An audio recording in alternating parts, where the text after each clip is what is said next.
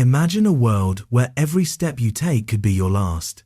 The ground crunches beneath your feet not from grass, but from frost that grips the savannas of Africa. The rivers are shrinking, prey animals vanish, and hunger sharpens like a predator's teeth. At the water's edge, crocodiles still lurk beneath the ice-cold shallows.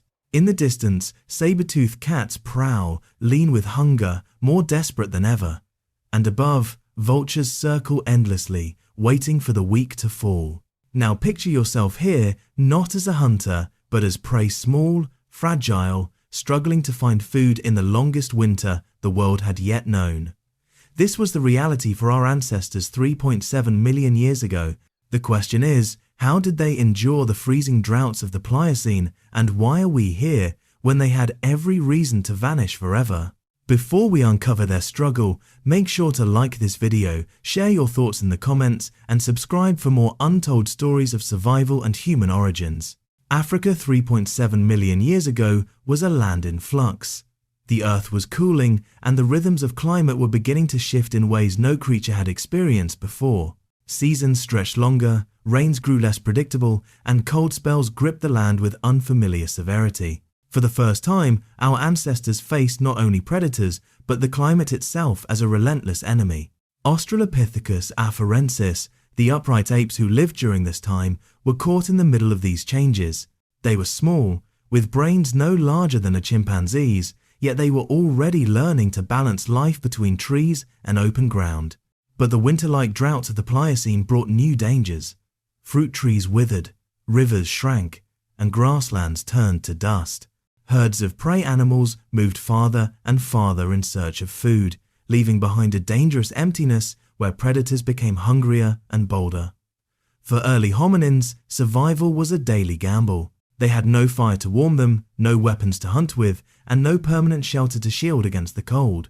Their only defenses were sharp eyes, quick legs, and the unity of their groups. Every day demanded choices when to move, where to find food, and how to avoid becoming prey themselves. The longest winter of 3.7 million years ago was not a single season, but an age of hardship. And it was within this crucible of scarcity that our ancestors faced the ultimate test: adapt or die. The story of 3.7 million years ago begins not with predators, but with the planet itself. Earth was cooling, the great climate engine shifting gears in ways no creature could control. What had once been lush forests and steady rivers in East Africa began to transform into unpredictable landscapes of scarcity. Wet seasons grew shorter, dry seasons grew longer. The rains that had nourished trees for millennia became erratic, leaving whole regions parched for years at a time.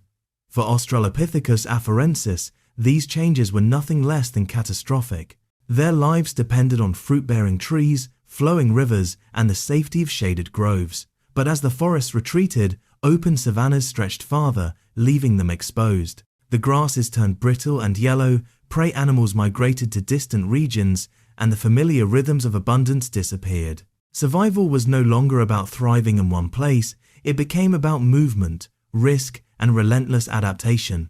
Imagine waking to a dawn, colder than any you have ever felt. Your group huddles in the branches of a thin acacia, shivering from winds that whip across the plain.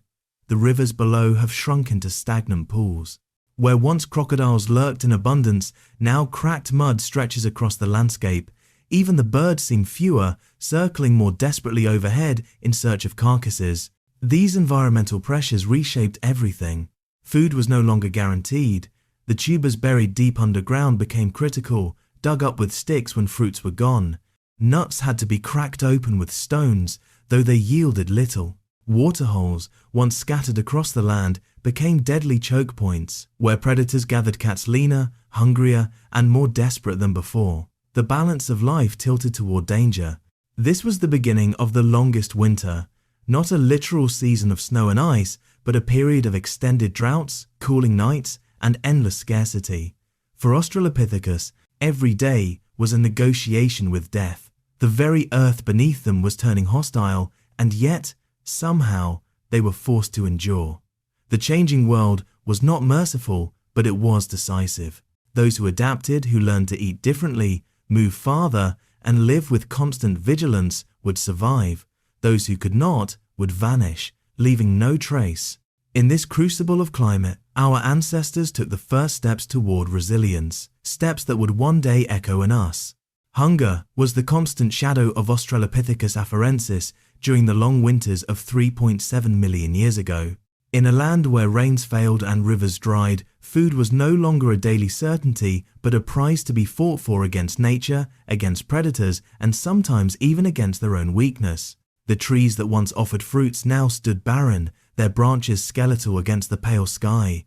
Leaves withered and berries shrank into bitter husks. Foraging, once a routine of plucking sweet figs or chewing tender shoots, became a desperate search for anything edible.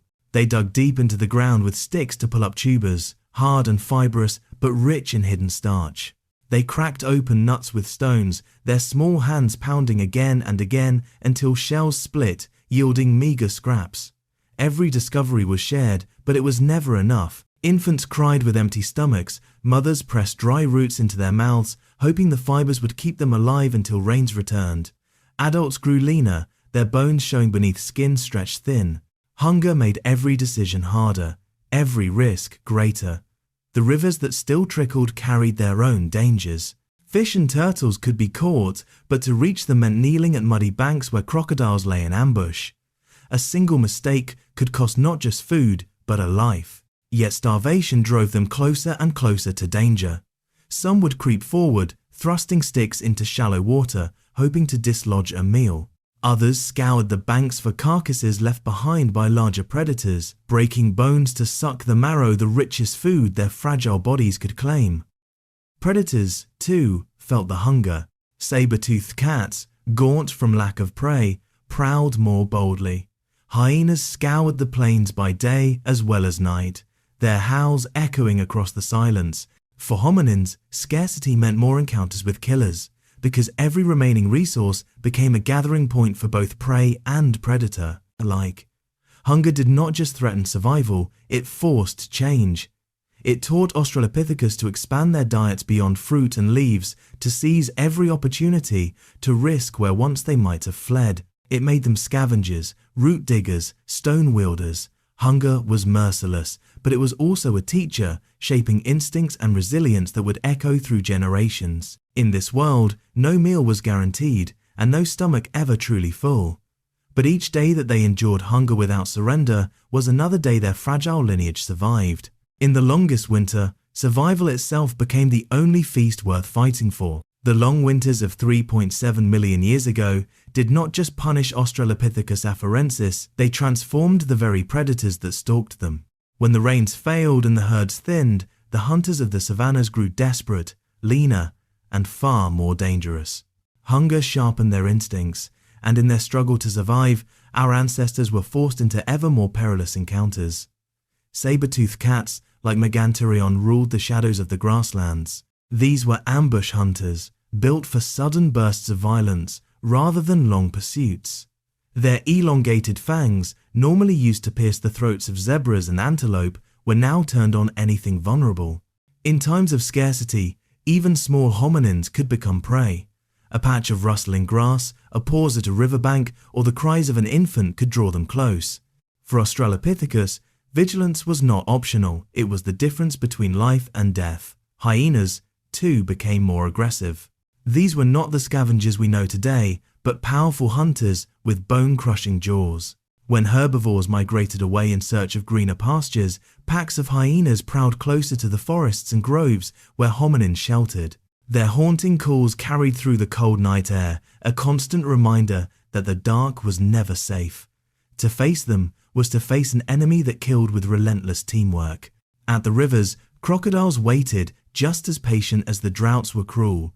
With fewer watering holes left, both prey animals and hominins were forced into concentrated spaces. A single pull could become a trap, with crocodiles snapping at anything that dared to drink. Fossil evidence of hominin bones scarred with crocodile bite marks tells us that many did not escape these ambushes. Even the skies offered no refuge. Giant raptors circled overhead, watching the plains for weakness. To them, a small child left unattended was an opportunity. Mothers carried their young constantly, scanning the heavens, as well as the grass, Every direction carried threat: land, water, and sky. But what made this time uniquely brutal was not simply the predators themselves, it was the hunger driving them. Climate stress reduced the number of prey animals, forcing hunters to take risks they might once have avoided. Cats attacked closer to the trees. Hyenas challenged each other over scraps. Crocodiles struck even at shallow waters. Predators that were once predictable became erratic, more dangerous because desperation made them reckless. For Australopithecus afarensis, living through this time meant sharing the landscape with killers more desperate than themselves. Each encounter was a test of luck, instinct, and unity. And though many fell to claws and fangs, enough survived to carry the lineage forward. Paradoxically, it was in facing these desperate predators that our ancestors' resilience was sharpened, fear, cooperation, and constant vigilance becoming the tools that replaced claws and armor. Amid the droughts and the chilling winds of 3.7 million years ago, there was one place that offered Australopithecus afarensis a fragile sense of security: the trees. In a land where the ground held predators and the rivers promised ambush, the branches became sanctuaries of survival. At dusk, when shadows lengthened across the savanna and the cries of hyenas began to echo, bands of hominins climbed upward. Their long arms and curved fingers, relics of their arboreal ancestry, allowed them to scale trees quickly and efficiently. There, high above the reach of prowling cats, they fashioned crude nests from branches and leaves. Mothers clutched infants to their chests, juveniles nestled beside siblings, and adults positioned themselves as silent sentinels, watching the dark world below. The nights were bitter. Winds cut across the plains, stripping warmth from exposed bodies. In the branches, families huddled together, sharing heat to survive the cold. Infants were shielded in the center of these clusters, their survival dependent on the warmth and vigilance of their elders. It was not comfort, it was endurance. Below them, predators prowled. The roars of saber-toothed cats, the eerie laughter of hyenas, and the sudden splash of crocodiles striking in nearby rivers all served as a reminder the ground was not theirs. Even in daylight, the trees remained vital. Foraging on the open savanna meant constant risk, but the branches provided escape routes. At the first sign of danger, a rustle in the grass, a shadow moving too swiftly, hominins could scramble upward. Their limbs, though increasingly adapted for bipedal walking, were still capable of pulling them out of reach of most predators. Cats might circle below, frustrated, while the hominins clung to bark and branches, hearts pounding. The trees also fed them. Fruits, though scarcer in the cooling climate, still dangled from higher branches. Leaves, bark, and insects offered fallback meals when the ground yielded little. In desperate times, every mouthful mattered. And the act of climbing itself, moving between safety and risk, became a rhythm of survival. Descend to forage, ascend to escape. Yet, even here, safety was fragile. Leopards, skilled climbers, sometimes followed them into the canopy. Fossil evidence suggests that predators occasionally dragged hominins into trees to feed, a brutal reminder that no refuge was absolute. But compared to the open ground, the branches remained their best defense. The trees, then, were more than shelter. They were symbols of a strategy that balanced risk with survival. They allowed Australopithecus to live between two worlds no longer fully arboreal like their ape cousins, but not yet fully terrestrial like later humans. In those branches, they found the pause that let them endure one more night, the vantage point to watch the plains, and the fragile refuge that kept the lineage alive.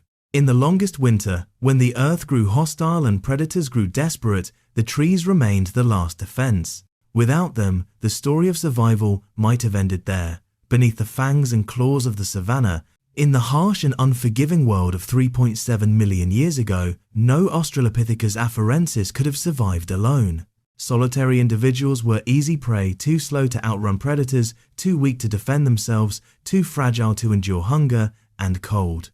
Their only true weapon was each other. Survival was not about strength, it was about unity. Bands of 20 to 40 individuals likely moved together across the savannas, their safety rooted in numbers. Within these groups, every member had a role, even if it was not consciously defined. Mothers carried infants close to their bodies. Juveniles played but also learned by watching, mimicking the foraging techniques of elders and the warning calls of adults. Males and females alike took part in vigilance, heads turning constantly, ears tuned to the faintest rustle in the grass. When danger struck, cooperation became their lifeline. A leopard bursting from cover did not find silent victims. It was met with a chorus of shrieks and screams. Individuals raised their arms, hurled stones, and brandished sticks. Alone, such gestures meant little. Together, they created chaos and noise, enough to confuse or intimidate even the fiercest predator. In those moments, the group was more than the sum of its parts. Foraging too carried the marks of cooperation. One adult digging for tubers could be vulnerable, head down, hands occupied. But with others nearby, eyes scanning, the group reduced the risk of surprise attack. Food, once found, was often shared. This was not generosity in the modern sense, but necessity. If an infant starved, the group weakened. If a forager perished, everyone lost knowledge and strength. Sharing became an unspoken contract of survival. Grooming too reinforced bonds. In the evenings, nestled in trees, they picked insects from each other's fur and soothed one another through touch. These small acts were more than hygiene. They built trust, calmed anxieties, and reminded each individual that they were part of something larger. In a world where fear was constant, trust was the glue that held them together. Cooperation also extended to knowledge. Youngsters learned by imitation how to crack a nut with a stone, how to read the alarm calls of birds, how to recognize the scent of predators on the wind. Each lesson passed silently from one generation to the next, creating the first threads of culture. Without this cooperation, the longest winter would have claimed them, predators would have scattered them, hunger would have thinned them, and cold would have broken them. But together, they endured. In unity lay their strength, and in their fragile alliances lay the seeds of what would one day become the social fabric of humanity. Long before stone blades were crafted with precision, before fire was tamed or spears were shaped, our ancestors began experimenting with the raw materials scattered around them. At 3.7 million years ago, Australopithecus afarensis did not yet make tools in the true sense, but they had already begun to discover that sticks and stones could extend the power of their fragile bodies. These were the first whispers of technology, the earliest sparks of ingenuity in a world built for predators. Picture a band of hominins gathered around a patch of hard earth. With fingers too weak to dig deep, a female seizes a fallen branch sharpened by accident against rock. She thrusts it into the soil, levering out a buried tuber. The group watches, and soon others imitate her. The stick becomes more than wood, it becomes a tool for survival. Or imagine a hungry juvenile crouched over a stubborn nut. With hands alone, it is impossible to break, but in frustration, he slams it against a rock. The shell cracks. For the first time, he tastes the energy-rich food hidden inside. This accidental discovery spreads, and soon stones are carried not just as weapons, but as food-cracking devices. Even defense was shaped by these proto-tools. When predators approached, groups of Australopithecus hurled stones, screamed, and brandished sticks. Alone, such gestures had little force. But together, the noise, motion, and flying projectiles could confuse or frighten predators long enough to allow escape. Stones became more than objects, they became weapons of intimidation, tools of survival against creatures they could never defeat in direct combat.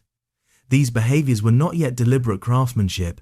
There is little evidence that afarensis intentionally flaked stones into sharp edges, but their growing brain capacity allowed them to recognize cause and effect. A stick could dig, a stone could crack, a branch could ward off danger.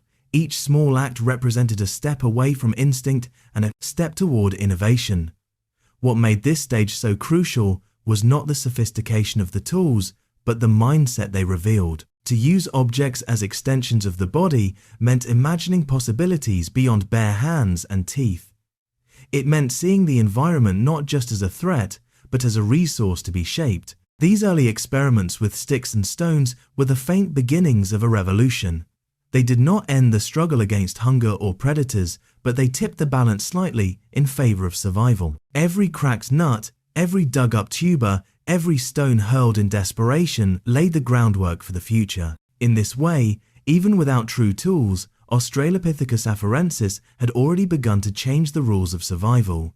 They were still prey, still fragile, still overshadowed by predators, But they had started something new, the first flicker of human ingenuity, a spark that would one day ignite the fire of civilization. On the savannas of Africa, 3.7 million years ago, Australopithecus afarensis lived in the margins of giants. They were neither dominant hunters nor helpless victims, but something in between, fragile yet clever, prey yet opportunists. The predator-prey balance defined every aspect of their existence. Herds of antelope-like animals, zebras' early cousins, and small horses grazed the plains in vast numbers. These herds drew the predators. Saber-toothed cats crouched in the tall grass, hyenas patrolled in packs, and crocodiles waited in ambush at shrinking rivers. For the hominins, the movements of these herds dictated opportunity. When predators struck, the kill sites left behind scraps, flesh clinging to bone, marrow hidden within. While vultures circled above, hominins watched from the edges, waiting for their moment. They could not hunt these animals directly, but they learned to exploit the aftermath. Once lions or saber-tooths had eaten their fill and retreated, Australopithecus would creep forward, gripping stones in their hands. They cracked long bones against rocks, freeing the rich marrow within. To modern eyes, it seems meager, but for starving hominins, it was treasure, calories dense enough to keep them alive another day. This scavenger's niche came with enormous risk. Arrived too soon, and they risked facing predators unwilling to share. Arrived too late, and vultures and hyenas stripped the carcass bare. Every choice was a gamble, every step toward a kill site another wager with death, and yet this precarious place in the food chain carried benefits. By watching predators, they learned. By trailing vultures, they discovered food. By scavenging bones, they gained access to nutrients no fruit or leaf could provide. The balance of predator and prey shapes not only their diets but their instincts, the ability to wait, to watch, to recognize opportunity and danger. In this way, Australopithecus carved out a fragile survival strategy. They were prey, yes, but prey that endured, prey that found ways to turn the power of predators into their own advantage. They lived not by strength, but by balance, by existing in the narrow space between hunter and hunted. The greatest enemy of Australopithecus afarensis was not always fangs or claws, it was the sky itself. At 3.7 million years ago, the Pliocene climate shifted in unpredictable cycles. Seasons of abundance could be followed by crushing droughts, and short periods of rain were often swallowed by years of parched emptiness. For our ancestors, this meant one harsh truth: hunger always came back. When the rains fell, the land seemed to breathe again. Grasslands turned green, rivers swelled, and fruit trees bore food. Hominin groups feasted on figs, dug roots from moist soil, and scavenged scraps left by predators too full to fight. Infants grew stronger, and for a brief time, survival felt within reach. But these were only pauses in a cycle that always swung back towards scarcity. As the climate cooled, dry winds swept across the savannas, lakes shrank into mudflats, rivers became trickles, and the trees shed their leaves. The herds of herbivores moved on, chasing water far across the plains. With them went the predators, leaner and hungrier than before, leaving Australopithecus in landscapes stripped of both food and safety. Hunger's return tested every instinct. Groups were forced to travel farther in search of waterholes, risking long journeys across exposed plains. These waterholes, instead of salvation, often became death traps. Crocodiles waited in the shallows, and predators lurked nearby, knowing that every creature, prey and hominin alike, would eventually come to drink. A single sip of water could cost a life. Foraging grew desperate. Sticks dug deeper for tubers buried in hardened soil. Stones smashed bones scavenged from predator kills. Mothers pressed bitter roots into their children's mouths, hoping to quiet their cries. The cold nights, harsher in times of drought, drained strength already weakened by empty stomachs. Climate change did more than strip the land of food. It reshaped behavior. Groups had to become more mobile, abandoning familiar territories when resources collapsed. They had to grow bolder, venturing into riskier areas and scavenging closer to predators. They had to grow more cooperative, watching one another, sharing what little they found, and enduring hunger together. This cycle of feast and famine was merciless, but in its cruelty, it forced Australopithecus to adapt. Those who could not adjust perished.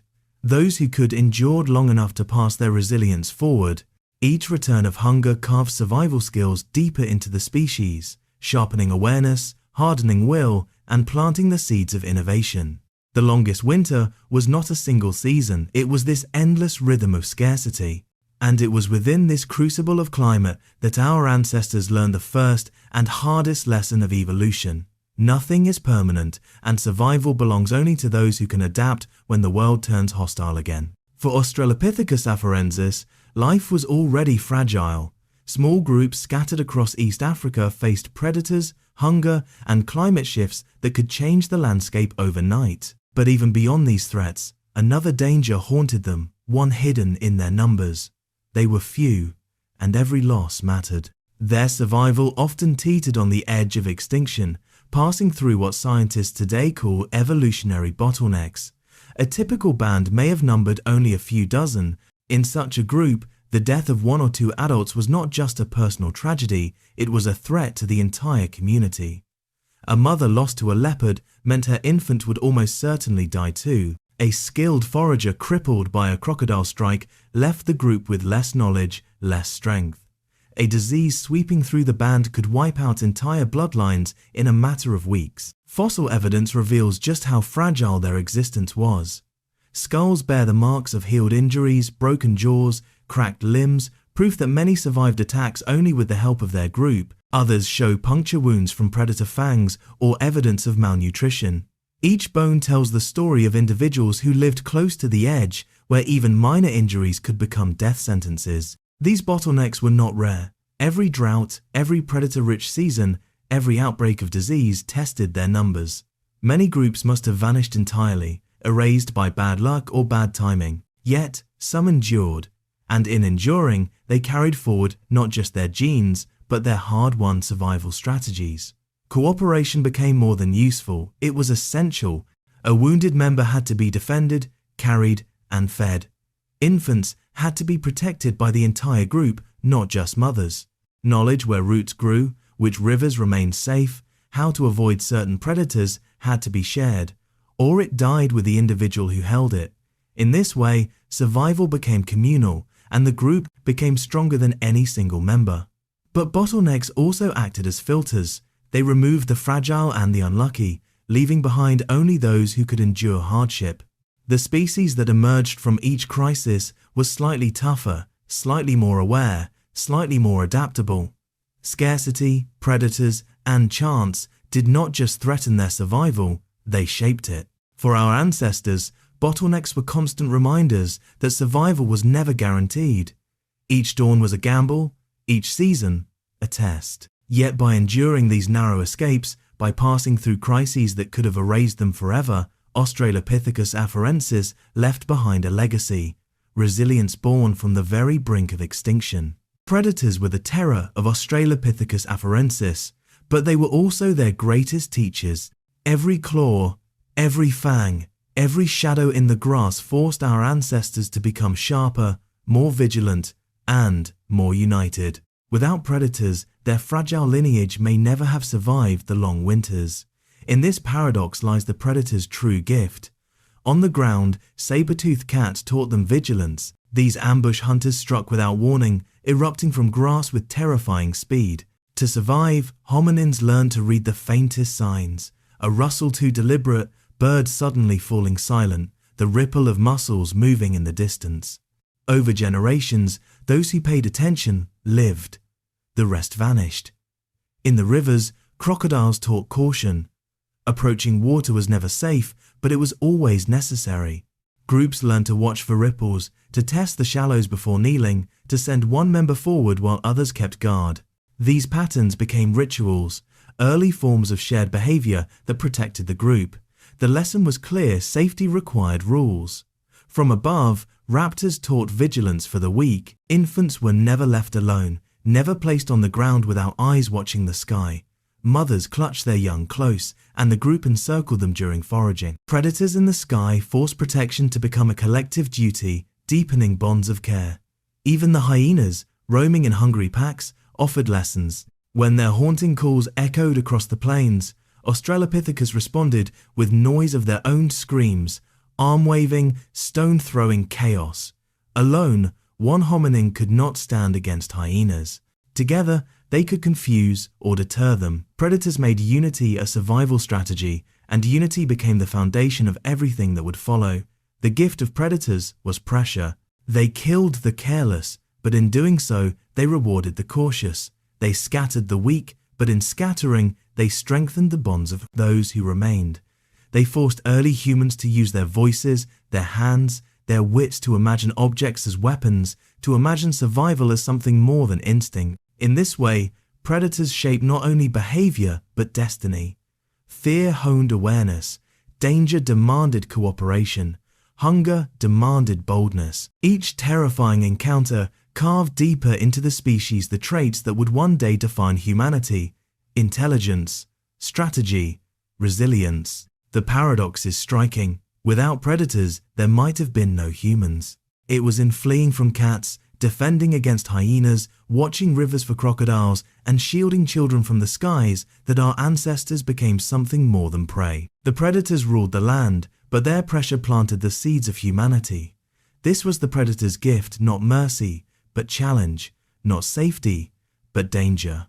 It was this crucible of fear that forged resilience, and in surviving, Australopithecus afarensis proved that even the most fragile prey could become the architects of a future no predator could imagine. At 3.7 million years ago, the world was unforgiving. The rains faltered, the nights grew colder, and predators prowled with hunger in their eyes. Australopithecus afarensis, small, fragile, without fire or weapons, should never have survived. Every force of nature seemed bent on their destruction, and yet, against all odds, they endured. They endured the emptiness of barren landscapes, where every meal had to be fought for or scavenged. They endured the endless threats of predators that towered over them in strength and speed. They endured the constant fear of cold nights and the endless return of hunger. And in enduring, they discovered the beginnings of something extraordinary.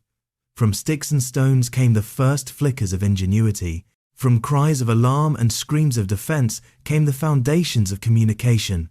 From shared food, shared warmth, and shared vigilance came the bonds of cooperation. These fragile apes, living in the margins of giants, carried within them the seeds of what would one day become humanity. The longest winter did not destroy them, it shaped them. It taught them that survival was not about strength alone, but about unity, awareness, and adaptability. It forced them to become more than prey. It forced them to become survivors. We are their descendants, carrying echoes of their resilience in our own instincts. The wariness in darkness, the comfort we find in groups, the restless drive to adapt all are gifts passed down from those who refuse to vanish. The story of Australopithecus afarensis is not just about the past, it is about us. They survived the longest winter so that one day their children's children could walk into the future, and, in every heartbeat of humanity today, their struggle still lives. If you've enjoyed this journey back to humanity's beginnings, don't forget to like this video, share your thoughts in the comments, and subscribe to our channel for more epic explorations of the deep human past. Your support keeps this story alive, just as our ancestors once kept the fire of survival burning against all odds.